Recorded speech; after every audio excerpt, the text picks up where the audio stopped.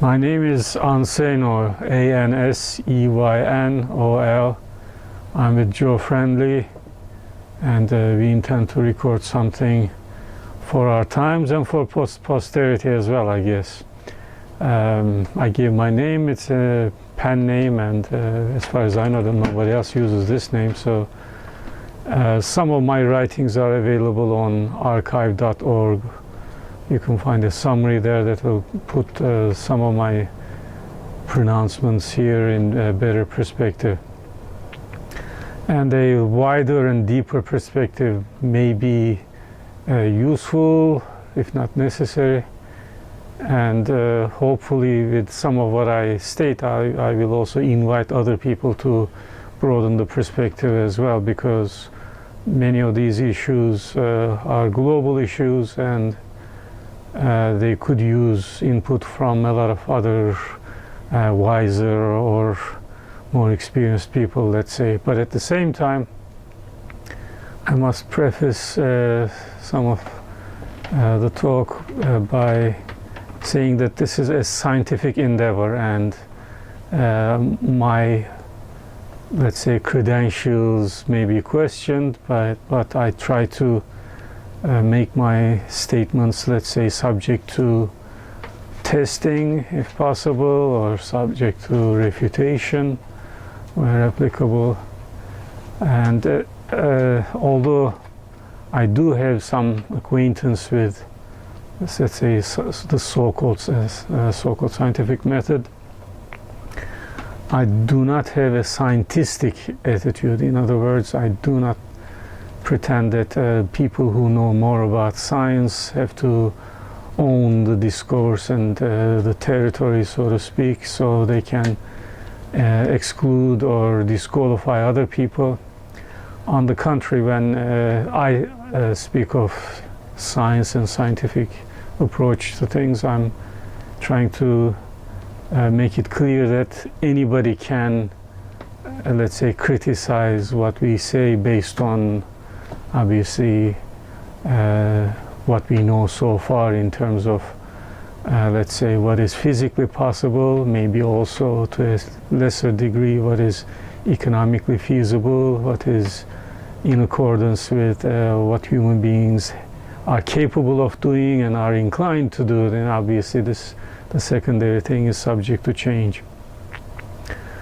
So in the summary that one can easily find on the internet, you will see some statements toward what I call a science of problem solving. There also, I do not pretend to be in possession of all the scientific tools for such a science of problem solving.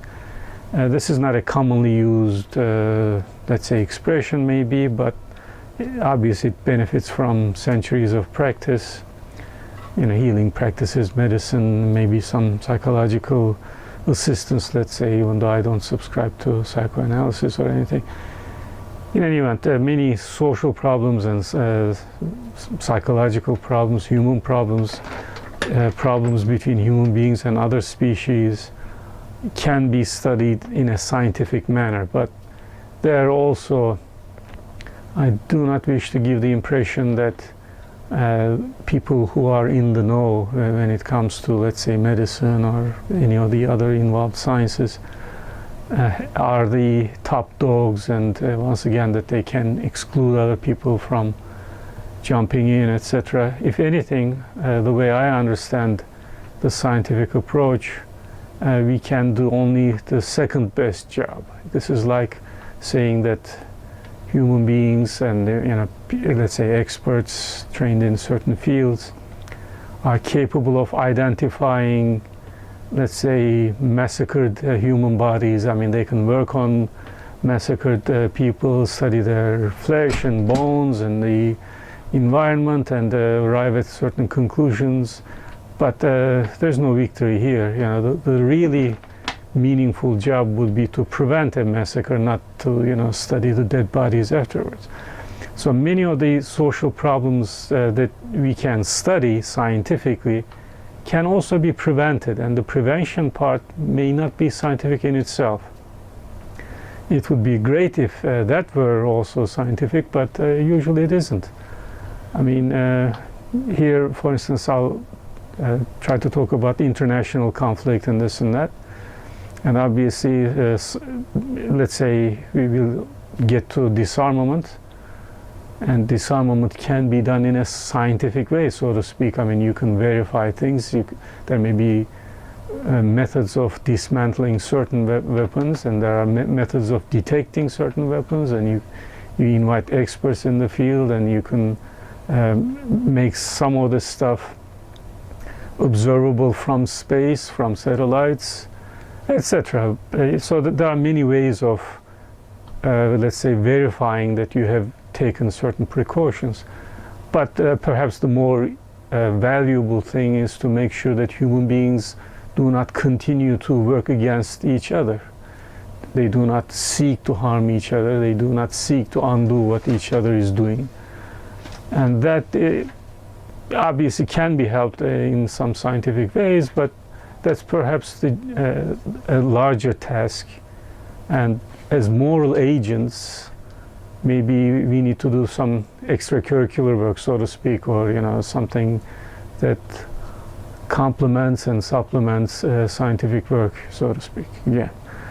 Now, I also pretend to be a moral agent, and there again, one moral agent doesn't necessarily wish to exclude other moral agents, and part of what I'll try to do here is either explicitly invite other people's input, or maybe unintentionally by provoking criticism or getting on some people's nerves, invite some other kind of input, which is fine also. Now, among other things, I'll have to underscore that I'm not appointed by anybody to write about these matters, talk about these things, etc.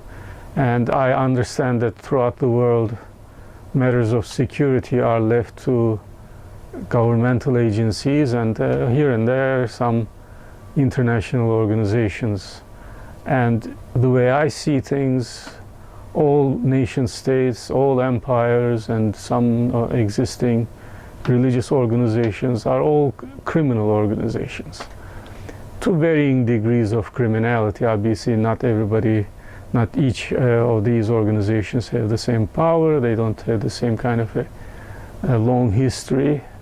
So it may be that a country like Canada or New Zealand does not have as much blood on their hands as, let's say, some of the older civilizations, like you can say China or Great Britain, whatever, or France. These are older, ancient empires or ex-empires. And presently, I'm with Joe Friendly in New York. We both lived under the American Empire long enough. But I do not wish to, let's say, limit the focus of some of our criticism here, because many of these issues are actually prehistoric.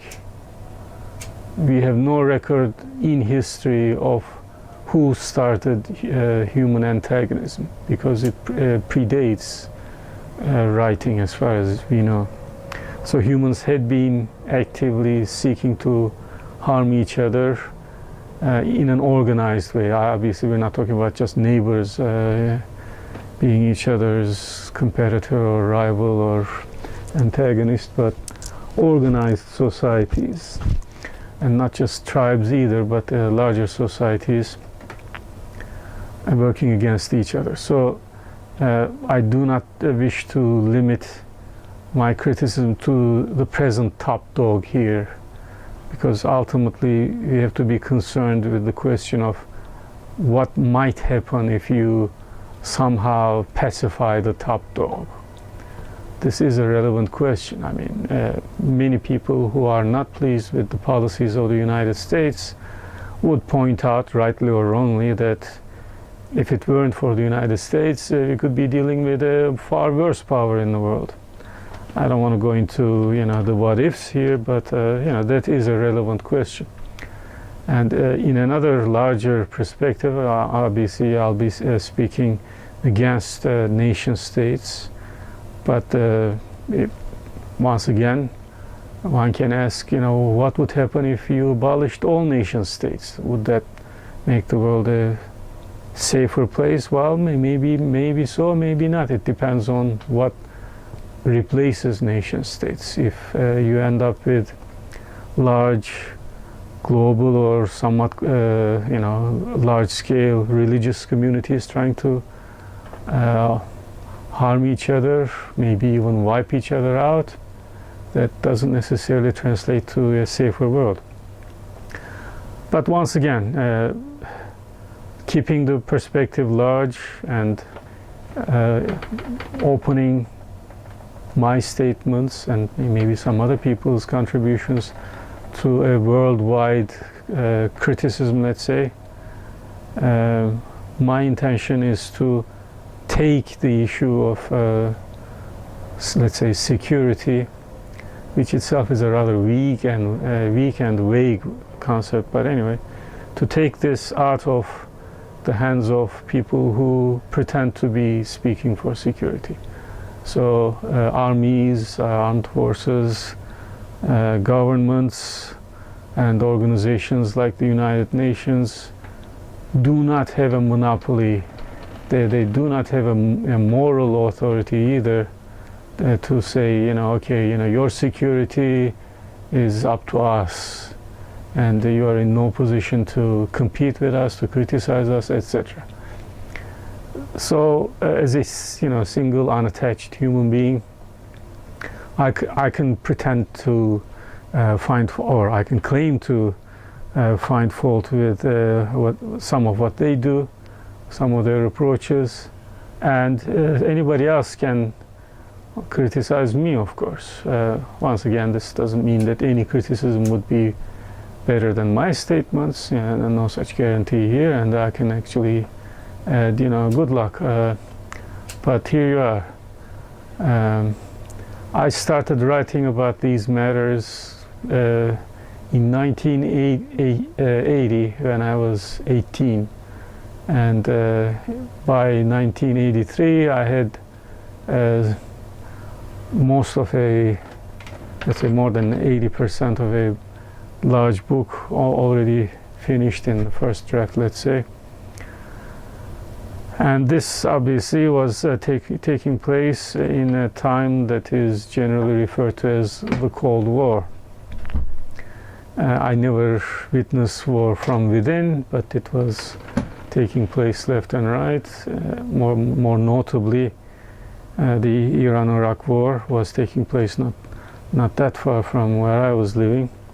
Incidentally, it may make sense to point out that I'm from a country that is technically a client state of the United States. So, in the eyes of some people, this may be another reason to attack what I say. Who am I to come up with criticism if I'm from a client state? And by the way, nobody from that client state authorized me either. So. But at the same time, I think what I will be presenting here will show a certain level of irreverence and, let's say, if you like, maybe moral courage. So some of this may be infectious, hopefully. Now, as I said, I started writing on this stuff in 1980, and since that time I'm sorry to say that I have not been aware of a comparable level of criticism of the antagonism between human organizations. So I'm hoping that some of this message will reach the ears of people who actually did write in greater depth, with greater authority, and with more radical proposals, etc. Maybe, maybe not. We'll find out. But one way or another, the fact that I've been writing, in this field for more than 30 years does not mean that somebody who is fresh to the field can't have better ideas than mine. So, feel free. I wasn't intimidated by anybody when I was 18, and nobody should be intimidated by me at this point. But on the other hand, I can say that I have a higher moral obligation than some young people. After all, I did make it to 50, and many people my age not only went through wars and maybe even lost their children in certain conflicts, maybe even their grandchildren, who knows. So as grown-ups, let's say, we do have a moral responsibility to take care of young people. So whether we have better ideas or not, maybe we should work harder. I may also add that I never had a child, so people who actually did bring children to this world may have a higher obligation than I do, so maybe they should work harder also. And some of my proposals will aim at inviting present parents and people who would consider having children. By the way, I don't intend to have any children either, so I'm not there. And young people here are not in my responsibility, but since they are here and since they can take care of themselves, I hope they won't mind me acting as some kind of a crazy uncle, thinking of their future maybe more seriously than their parents. And here, this last phrase or clause may need some underscoring. I'm afraid that one of the big hurdles that many young people have to go through is to accept that their parents may have been guilty in some ways. While they may work hard for their children, while they may sacrifice a great deal for their children, it's easy to claim that most parents do not make it their business to consider the security of their children in a large perspective. So day-to-day sacrifices may be all too visible to their children. And for instance, people living in a poor village near a volcano somewhere in Central America or South America may be beloved by their children, but let's say if any of those volcanoes erupt, those children may be drowned in mud. And at that point, by the way, there is a specific case of this in 1985, Colombia. There was a big eruption and a mudslide, etc., which drowned a lot of people. I was young at the time, and this is something that I can point to. I certainly vividly remember saying how unwise of parents it was to live near a volcano, etc. Of course, it's easier for me to say this. Some people do have an option of moving away from volcanoes, some people don't, especially if you live in places like Japan, where there are very few safe spots. Well, what are you going to do? If you avoid volcanoes, you may still be on a major fault line, etc. So once again, it may be necessary for some children and youngsters to recognize that, okay, their parents do wish to provide for them, they work hard, etc. But at the same time, they may make decisions that are not in their best interests. And That's the positive side of it. Let's say positive decisions. They may deliberately make certain decisions that could be avoided, that could be changed, etc. But they don't. So that's the positive harm. And the negative thing is they do not do enough to safeguard their future, let's say, and especially concerning matters of international relations, of course. So some of the conflicts that I let's say witnessed in my first 50 years could have been avoided if people had the courage to make it clear to their leaders that, hey, wars would not be let's say options available to you guys. Now, one clear example is the Iran-Iraq war, which obviously was started by a guy who later on had a long career of causing trouble. But anyway, if that guy had been given notice, hey, you can't get there, or if he had been kept from power, which is better, who knows. But obviously, thinking of their short-term interests, a lot of parents say, oh, we shouldn't rock the boat, we shouldn't mess with the military, we shouldn't do this, we shouldn't do that, and here they are. And even in a country like this, even in the United States, where obviously a large defeat is not a possibility, at least for the time being, there are a lot of small defeats and even occasional, let's say, massacres here and there, or attacks by armed people can be blamed in part on grown-ups who fail to take enough precautions against, let's say, the manufacture and sale and otherwise spread of firearms. So obviously this is even beyond going into the blowback from international harm that the United States causes.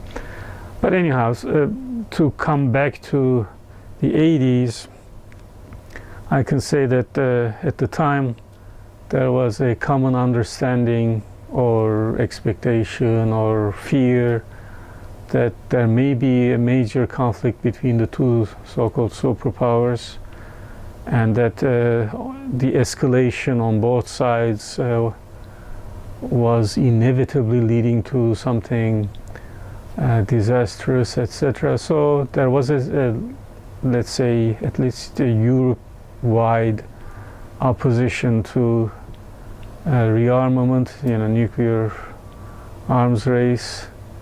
And in other words, obviously I wasn't alone, I wasn't the first. The anti-nuclear movement had started before I was even born, of course, in the 50s, mostly in the United Kingdom. But throughout the world, people who had, let's say, reason and foresight were justified in their opposition to nuclear weapons. And here we are, more than 30 years later, nuclear weapons are still there, most of them anyway. And if there had been a serious reduction in their number, that was mostly done by state agents, not by the people who were, let's say, advocating for their abolition, unfortunately. So, in the early 80s, some people in Europe also thought that there may be a limited war, so-called theater war, in Europe.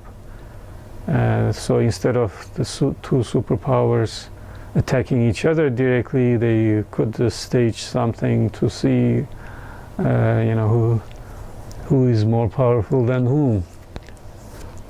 Fortunately, this did not take place. But if people remember or study the past, especially in 1982 onward, there were large-scale demonstrations against nuclear weapons.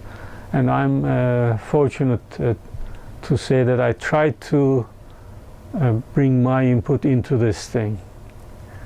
I did travel to France, mostly, let's say, Paris and London in 1983, and I did present some people with some of my writings, summaries, etc.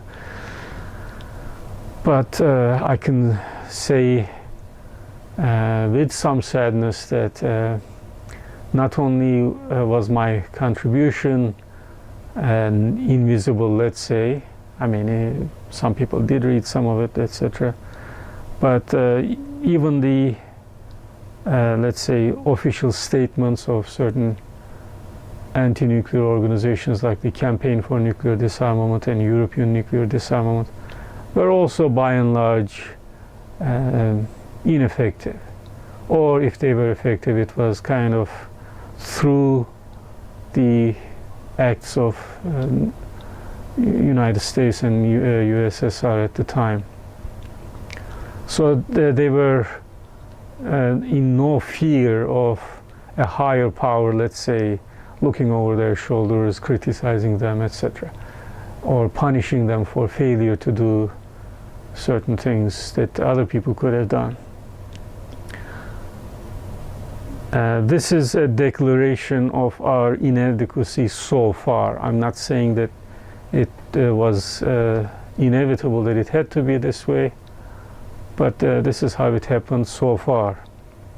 Now, at least one side of this conflict had mostly democratic elections, regular, etc. So supposedly the electorate could have dictated certain policies, but this didn't happen.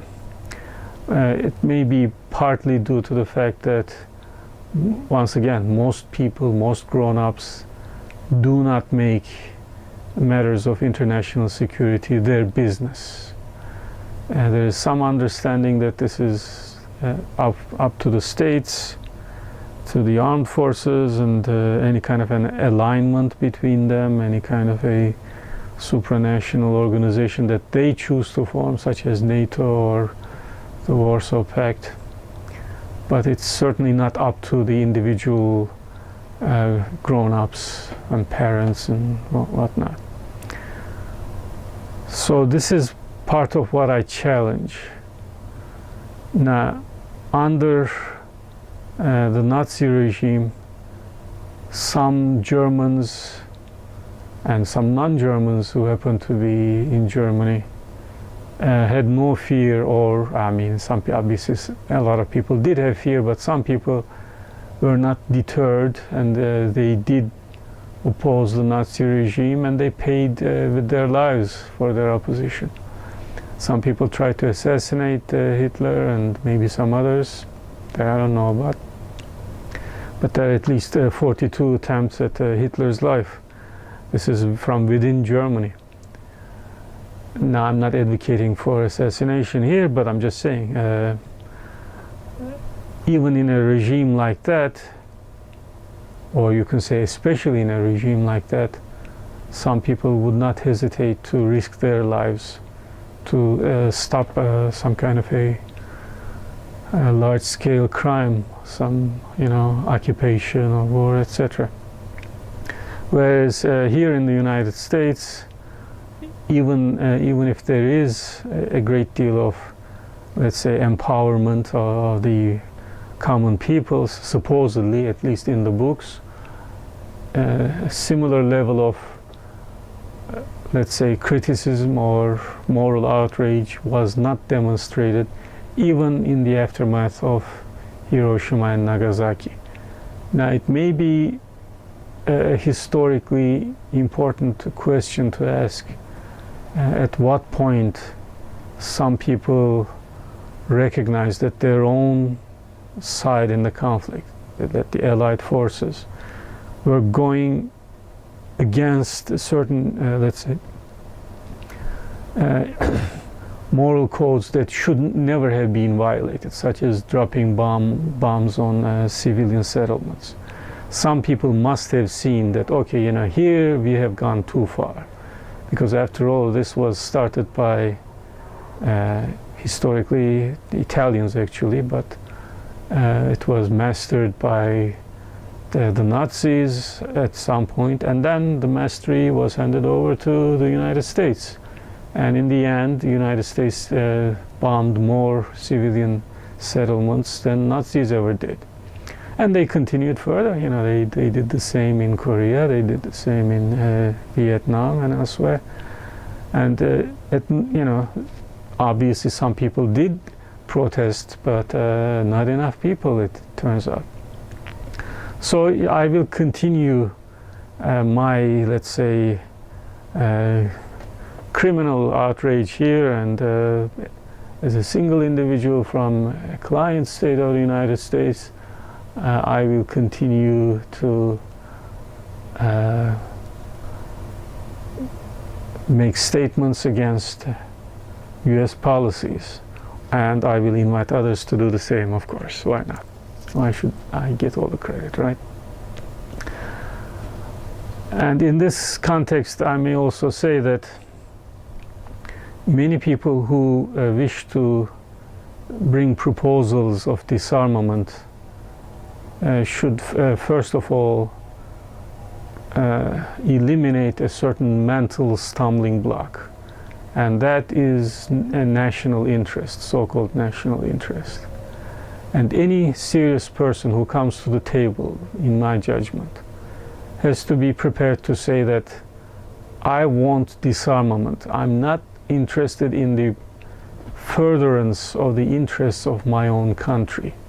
And any kind of a, let's say, delegation that my country can hire for this purpose, any kind of a delegation that may be sent, let's say, to the United Nations, would be forced, or let's say required, to limit all the proposals and terms, etc., to an understanding. Of course, this can only be a rough understanding, because nobody knows what's in the future interests of any living being, let alone a nation state.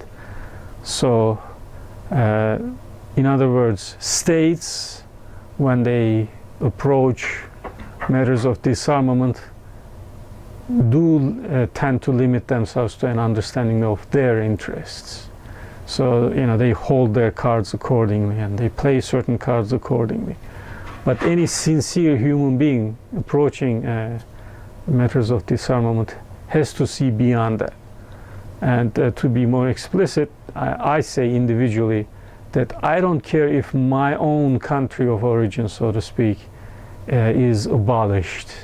If it ceases to exist tomorrow, that may be okay, depending on, you know, what replaces it, of course. But I want disarmament in my land, so to speak. I don't claim that that land is mine either, by the way, but anyhow, it's just my insanity, and once again, feel free to join me in that kind of insanity. So part of the criminality of states, in my judgment, includes some kind of a claim to land. So they say, we fought such and such wars, our ancestors spilled their blood and the bloods, of course, of people who opposed them on this land, so therefore this land belongs to us. And it is this territory is inviolable. We will not negotiate any part of it away, unless, of course, you defeat us in some kind of a conflict or seriously bribe us.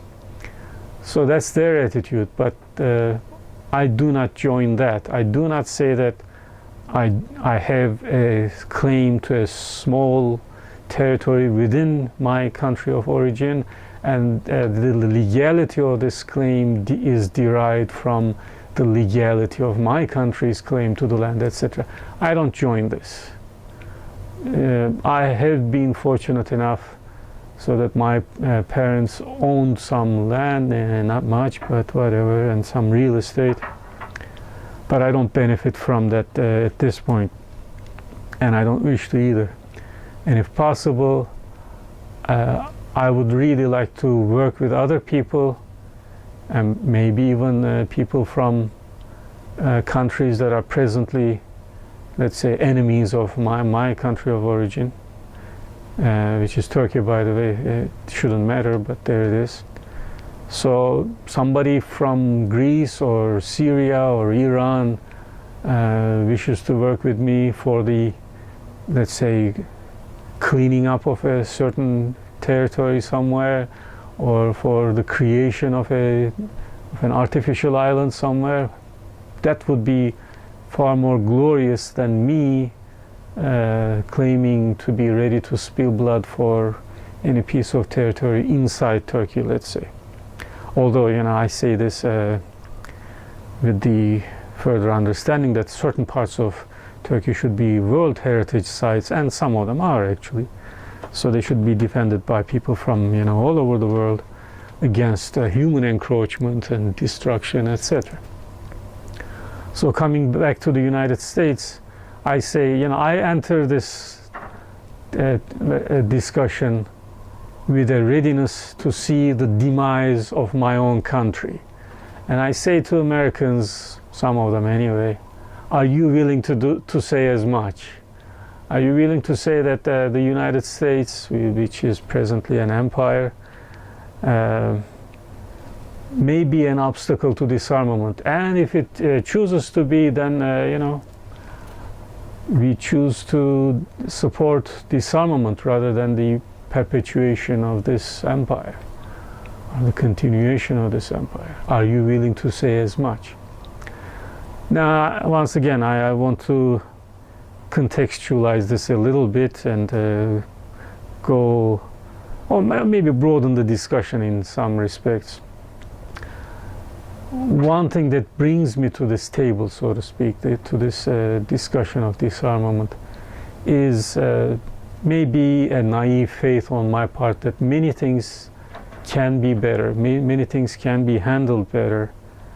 Of course, I'm also aware, as I stated before, that many things could be far worse. I mean, I certainly do not claim that the United States has been the worst empire in history, or they had in some ways, obviously, like in terms of aerial bombing, nobody ever caused this level of destruction. But then, those empires were empires of different eras. So, of course, Mongolians never spread depleted uranium. They never had it, So they didn't drop bombs, but they didn't have airplanes.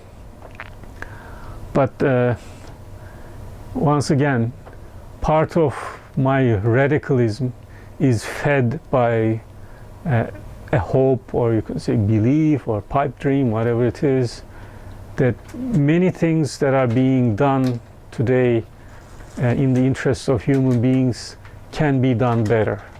And some of this is also, let's say, circumscribed by a broader understanding of human interests. So, for instance, I can say that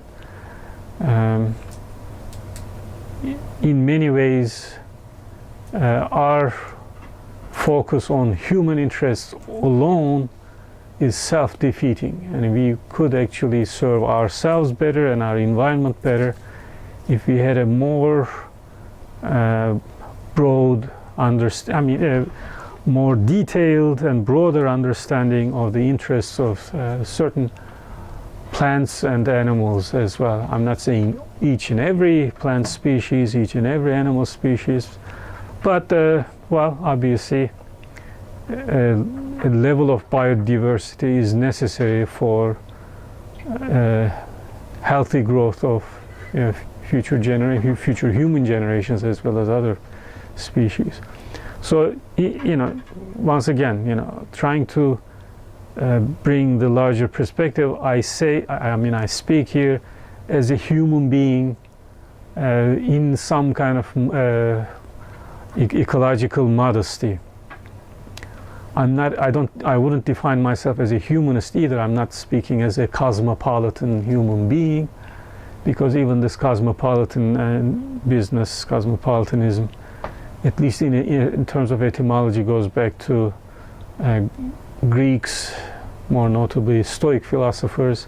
And those guys, despite a lot of virtues they had, were, let's say, still too focused on human beings, and especially with their emphasis on human language, separating human beings from other species, etc., were probably unduly arrogant and certainly ignorant of how much we rely on other species. And it took centuries for scientists to figure out, for instance, how dependent we are on the work that, let's say, earthworms do, and the pollination that honeybees and bumblebees and other insects, let's say, take care of, or the pollination that they realize through their hard work. By the way, you know, some of them actually work themselves to death, obviously, but anyway, and they live very long, a few weeks, etc. And at the same time, here we are, you know, with supposedly high level of technology, sophistication, and high mobility, this and that.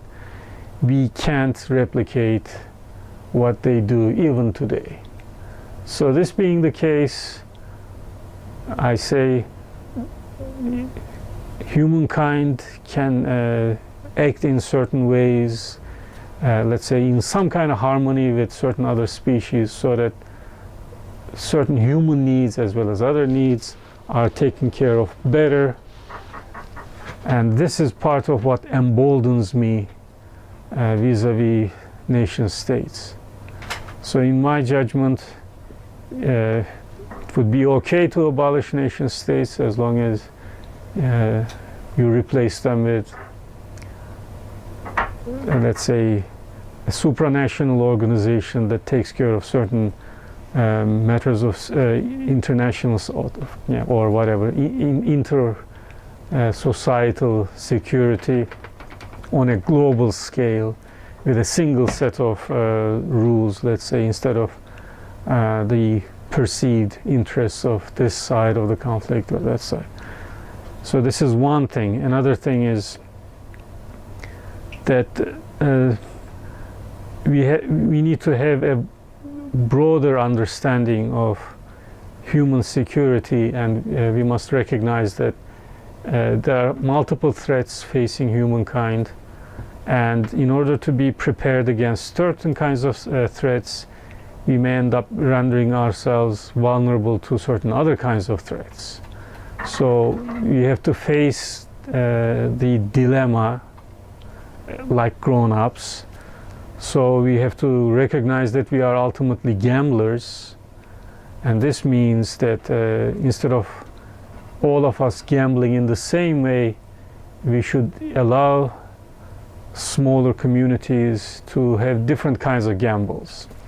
To make this concrete, for instance, speaking of, let's say, the continental United States, we can say that there are two very large-scale threats facing the United States that are far more ominous than any terrorist threat, at least potentially, of course. One of them is a large-scale east side tsunami, east coast tsunami, let's say, which can wipe out a lot of the low-lying cities and settlements on the Atlantic coast, in the Caribbean, etc. So this can happen, you know, in a matter of hours, and the United States is not prepared for that kind of a threat. So trying to avoid that kind of threat, you may move inwards, but you know, it's not all that safe inwards either. You know, as is well known, there had been earthquakes even in, let's say, the Mississippi Delta or Valley or whatever basin, I should say. Even though they're not as frequent, there had been earthquakes there, and there are hurricanes that can move, you know, inland. There are tornadoes, etc. So you can say, well, you know, I'll try to avoid this kind of harm, and you move uphill, and you get some other kind of threat. The second large-scale threat is a super volcanic eruption, let's say, in or around the Yellowstone caldera, And if that decides to erupt and spew out gases and ash, etc., that may affect maybe half, maybe more than half of the continental United States. Once again, the United States is not prepared for that kind of a threat. Not only that, they were obviously even thinking of putting some of their nuclear waste from nuclear reactors in places that would be threatened by that kind of a blast. So part of what I say in crude terms is that some security matters are better handled on a global scale. There should be a single body. Obviously, I'm not thinking of the United Nations as such, but single global power that, let's say, monitors disarmament, that applies a single set of rules to everybody that has or can produce certain kinds of weaponry. So this has to be a global single body, let's say. Of course, you know, people from all over the world would be represented within this body, but anyhow. So large scale is better for that kind of a threat, I say. But for certain other threats, a smaller scale is actually better. Now, this is probably something that is not emphasized as often, but it has to be. And this includes medical threats also, threats of communicable diseases and so on. So neither of the two large-scale threats that I mentioned, you know, for the United States, obviously took place in the last 500 years or even 50,000 years. But once again, you know, these things may happen in a matter of hours, so you know you're not prepared for that kind of a natural disaster. But on the other hand, you know, widespread diseases, we know, you know, these things did take place. And here, there's one figure that I'm familiar with. Obviously, I didn't do the head counting, but they say that in the 20th century, there had been about 100 million deaths that were caused by military conflict, including some of the civil wars. About 100 million deaths. Okay. This does not include the Spanish flu, which may have had something to do with the war efforts. But anyhow, so 100 million there, and there's one disease that supposedly was actually conquered in the 20th century, so it didn't make it, you know, into the 80s, let's say. You know, in the 1970s it was conquered, vanquished, and that disease took, by some estimates, 330 million lives, maybe up to 500 million lives. And many of these were younger people, so children dying at the age of 5, 6, 7.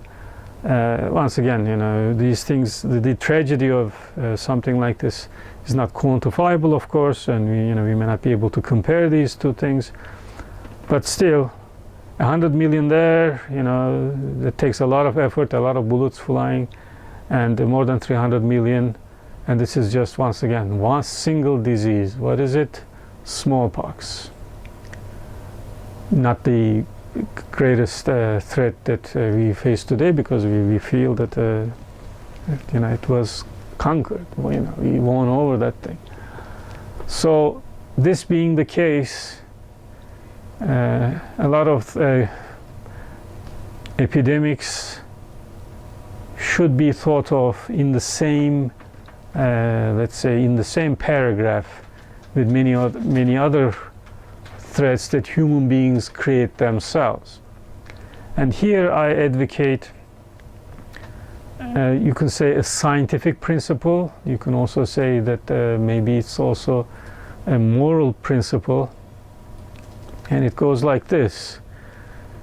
If two phenomena are related causally, they should be studied together, even if they belong in different fields, so to speak.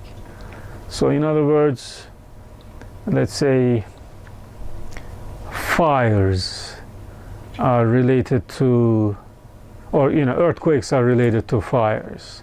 Now, if the fire department deals with fires, but earthquake is somebody else's responsibility. This kind of an institutional thinking is not legitimate. If these things are causally related, they have to be studied together. Likewise, trade. A lot of things are shipped, and trade is the responsibility of a certain group of people. But when you ship certain things, you can also ship insects and vectors of diseases. So trade is related to diseases, but disease is somebody else's responsibility. That doesn't count. That kind of an argument shouldn't stop us from studying these things together somehow. Does that mean that people in different fields should cooperate? Yes, maybe it means more than that. But at a minimum, people from different fields should follow the causal chain at least, and declare that these things are related. Now, you can say that I, as a person who ships goods, don't know much about diseases, and when insects, let's say, infest certain pieces of wood, when they spawn and how they can spread, etc. But I understand that part of my commercial activity may lead to this, so I will let people know that I'm carrying wood from this country, and who knows what's inside the wood. So this kind of a causal linkage between different phenomena should require cooperation between different fields. This is one. And another principle, which is also related to this kind of a causal thinking, is that if the resources used or that can be used to fight a certain problem could also be used to fight some other kind of problem, these resources should also be studied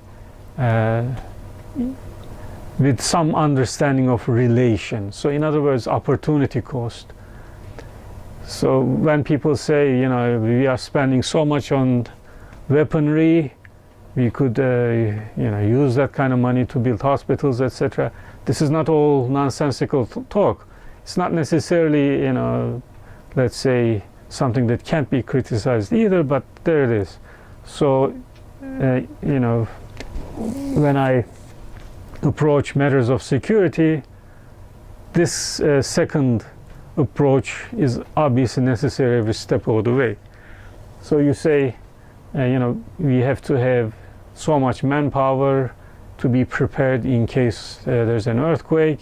Well, yes, but you may also need that kind of manpower to be trained at least to fight or to be ready to rescue people in case of a flood or fire, etc.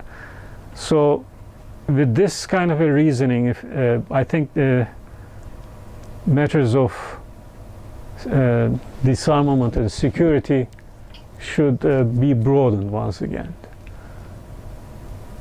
Some of the forces that are presently trained for military intervention are unfortunately not trained to help people, save people, even though, let's say, the same helicopter that can spray bullets on civilians here could also be dangling rope on people, or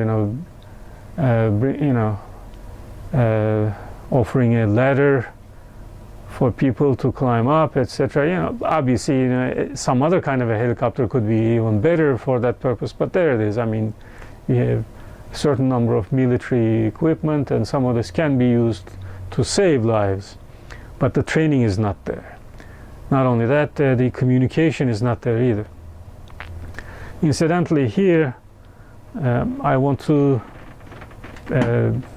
make a few comments as an underinformed student of the Cold War. some of the things that we learn is the opportunity cost of the Cold War, and much of this will never be known, of course. We will never know. How much time are we? We're at 54. 54. There's one thing that we can dig into. I won't be presenting this as a fact, but it's very important. And since we talked about smallpox, another major thing that we should talk about is malaria, which is here to stay. And there is a rumor that China had ways of fighting malaria, and they sat on what they knew throughout the 70s, 80s, etc. And even today they may withhold some information because after all, you know, they neighbor certain countries that have tropical forests. They may themselves have those. So, you know, if the enemy comes near and is fighting you actively, better let them die through malaria, you know, let the mosquito do the killing for you. That may be their approach. But in many respects, when we say, you know, when we speak of the interconnectedness of matters of security, this is part of it. You know, this is one good example. And I also made reference to this kind of invitation to other minds, etc. Some of this will have to involve creativity. This is not a concept that I like. I mean, it has different senses, but anyhow, there it is. So some of creativity cannot be induced, that much we know. And sometimes good so-called creative ideas come from people who are not trained in certain fields. And thinking of this opportunity cost and, you know, resources that can be used here and there, we have to emphasize the fact that that's it. 1 minute. 1 minute. For instance, one of the things that we haven't tried thus far is educating mostly girls and women and inviting them into discussions of this kind of security, and maybe so-called deputizing them. This is what we haven't done, and this deserves a lengthy discussion, and maybe we can get into that next. But throughout the history, by mostly man having power to decide on matters of security, this is obviously something that humankind neglected. Not all the let's say sin is or can be blamed on man alone, but there is. And the least we can do as man here is to say that we want to dissociate ourselves from this legacy. Good enough? What's your name? I did say my name at the beginning. At the beginning, they went at the end. Seyn, yeah. You didn't have that in the beginning? No, we have it in the beginning, but a lot of people like it in both places. Oh, okay. All right, here we go. My name is Seyn, Seyn for short, Anseynol. This is the 13th of January 2013. Lucky me.